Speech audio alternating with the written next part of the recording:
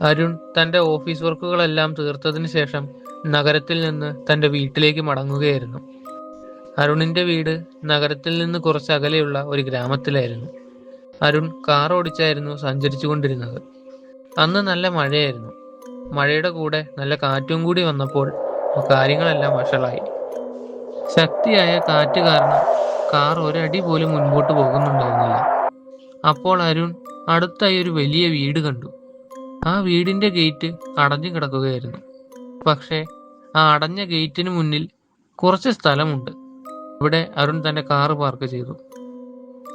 ആരെങ്കിലും ആ വീട്ടിലുണ്ടെങ്കിൽ അവരോട് സഹായം ചോദിക്കുക എന്നതായിരുന്നു അരുണിന്റെ ലക്ഷ്യം. അരുൺ പതുക്കെ ഗേറ്റിന്റെ അടുത്തേക്ക് നീങ്ങി. അപ്പോൾ ആ ഗേറ്റ് തന്നെത്താനെ തുറന്നു. അവിടെ ആരോ അരുണിന് വേണ്ടി കാത്തിരിക്കുന്നത് പോലെ. അരുൺ അത് കണ്ട് പേടിച്ചു പോയി. അരുൺ തിരിച്ച് തന്റെ കാറിലേക്ക് നടക്കാൻ തീരുമാനിച്ചു. അപ്പോഴായിരുന്നു അരുൺ അത് ശ്രദ്ധിച്ചത്. ആ വീടിന്റെ ഉള്ളിൽ നിന്നും ഒരു പെൺകുട്ടിയുടെ ശബ്ദം കേൾക്കാം. തിരിഞ്ഞു നോക്കിയപ്പോൾ പതുക്കെ ആ വീടിന്റെ വാതിൽ തുറന്നു. വാതിലിന്റെ അപ്പുറത്ത് ആരുമില്ലായിരുന്നു. ആ പെൺകുട്ടിയെ രക്ഷിക്കാൻ വേണ്ടി അരുൺ ആ വീടിന്റെ അടുത്തേക്ക് പോയി. അരുൺ നടന്ന് വാതിലിനടുത്തെത്തി. വാതിൽ ദ്രവിച്ച് നശിക്കാറായിരിക്കുന്നു. താഴെ ഇഴജന്തുക്കളൊന്നും ഇല്ല എന്ന് ഉറപ്പുവരുത്തിയതിനു ശേഷം അരുൺ വീടിന്റെ ഉള്ളിലേക്ക് കാലെടുത്തു വെച്ചു. പതുക്കെ ഉള്ളിലേക്ക് കടന്നു. അവിടെ ഒരു വലിയ ഹാളായിരുന്നു. ആ ഹാളിൽ ആരോ മന്ത്രവാദക്കളം വരച്ചു വെച്ചിട്ടുണ്ടായിരുന്നു. ആ കളത്തിന് നടുവിലായി ഒരു കസേരയുണ്ടായിരുന്നു. ആ കസേരയിൽ ഒരു പെൺകുട്ടി ഇരിക്കുകയായിരുന്നു. അരുണിന് തന്റെ ഹൃദയം സ്തംഭിച്ചതുപോലെയായിരുന്നു. ആ പെൺകുട്ടി കരയുവാൻ തുടങ്ങി.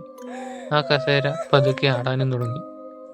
അരുൺ മനസ്സില്ലാ മനസ്സോടെ ആ പെൺകുട്ടിയുടെ അടുത്തേക്ക് നീങ്ങി. അടുത്തു ചെന്ന് നോക്കിയപ്പോഴായിരുന്നു അരുണിന് കാര്യം എന്താണെന്ന് മനസ്സിലായത്. അവളെ ആരോ കെട്ടിയിട്ടിരിക്കുകയായിരുന്നു. അരുൺ അവളുടെ അടുത്തേക്ക് നീങ്ങി.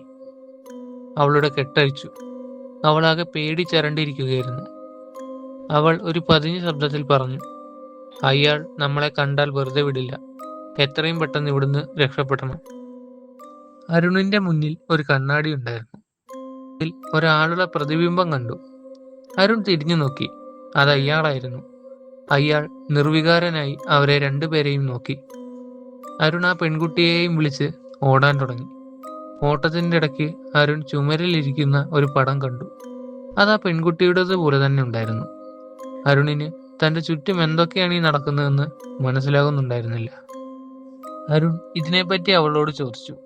പക്ഷെ അവളുടെ മറുപടി പ്രകാരം അവൾ അവിടെ 2 ദിവസം മുൻപേ ആയിരുന്നു എത്തിയത്. ഇതിനെല്ലാത്തിനും ഉപരി അവൾ അവിടെ ആദ്യമായി വരികയായിരുന്നു. എല്ലാം കേട്ട അരുൺ ആശയക്കുഴപ്പത്തിലായി.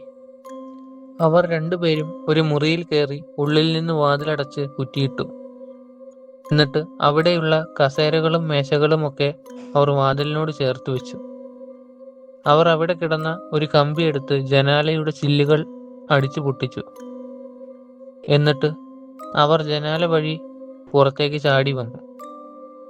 അവർ രണ്ടുപേരും അരുണിന്റെ കാറിനെ ലക്ഷ്യമാക്കി ഓടി. ഓടി ഓടി അവർ കാറിന്റെ അടുത്തെത്തിയപ്പോൾ പെൺകുട്ടി കാല് വഴുതി വീണു. അരുൺ അവളെയും എടുത്ത് കാറിലേക്ക് കയറി.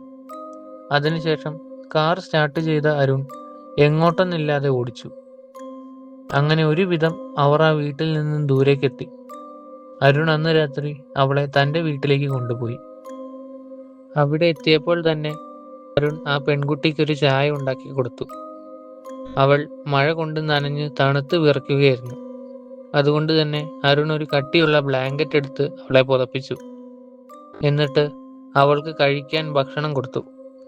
അതിനുശേഷം അന്ന് എന്താണ് നടന്നതെന്ന് അരുൺ അവളോട് ചോദിച്ചു. അവൾ അങ്ങനെ കാര്യങ്ങളെപ്പറ്റി വിശദീകരിക്കാൻ തുടങ്ങി. അവളുടെ പേര് ക്ലാര.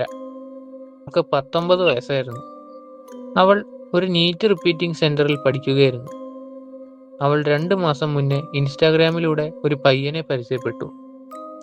ആ പയ്യന് 18 വയസ്സായിരുന്നു. അവന്റെ ID സിഗ്മ ആറ്റിറ്റ്യൂഡ് എന്നായിരുന്നു. അവൻ ആദ്യം ഒരു മെസ്സേജ് അയച്ചു. എന്നിട്ട് നിമിഷ നേരങ്ങൾ കൊണ്ട് ഡിലീറ്റ് ചെയ്തു. ആള് മാറിപ്പോയതാണെന്നായിരുന്നു പറഞ്ഞത്. എന്നിട്ട് 1ഉം 2ഉം ഒക്കെ പറഞ്ഞ് സംസാരിക്കാൻ തുടങ്ങി. പിന്നെ ബെസ്റ്റീസായി. പിന്നെ എപ്പോഴോ ബോയ് ഫ്രണ്ടായി. അങ്ങനെ ഒരു ദിവസം അവന് എന്നെ നേരിട്ട് കാണണമെന്ന് പറഞ്ഞു. അങ്ങനെ ഞാൻ അവൻ പറഞ്ഞ ലൊക്കേഷനിൽ വന്നു. അപ്പോൾ അവൻ ആ വീടിന്റെ ഉള്ളിലേക്ക് കയറി വരാൻ പറഞ്ഞു. ഉള്ളിലേക്ക് കയറിയത് മാത്രമേ ക്ലാരയ്ക്ക് ഓർമ്മയുണ്ടായിരുന്നുള്ളൂ. പിന്നെ അയാൾ എന്താ അവളെ ചെയ്തതെന്നൊന്നും ഓർമ്മയുണ്ടായിരുന്നില്ല. പിന്നെ അവൾക്ക് ബോധം വന്നപ്പോൾ അവളെ കെട്ടിയിട്ട് എന്തോ ആഭിചാരക്രിയ ചെയ്യുകയായിരുന്നു അവൻ. പിറ്റേ ദിവസം രാവിലെ അരുണും ക്ലാരയും അടുത്തുള്ള പോലീസ് സ്റ്റേഷനിലേക്ക് പോയി കേസ് റിപ്പോർട്ട് ചെയ്തു. പോലീസ് അന്വേഷണം തുടങ്ങി. അവർ പ്രതിയുടെ ആയുധങ്ങളും മറ്റ് തൊണ്ടിമുതലുകളുമെല്ലാം സംഭവ സ്ഥലത്തു നിന്നും കണ്ടെടുത്തു. പക്ഷേ പ്രതിയെ മാത്രം കിട്ടിയില്ല.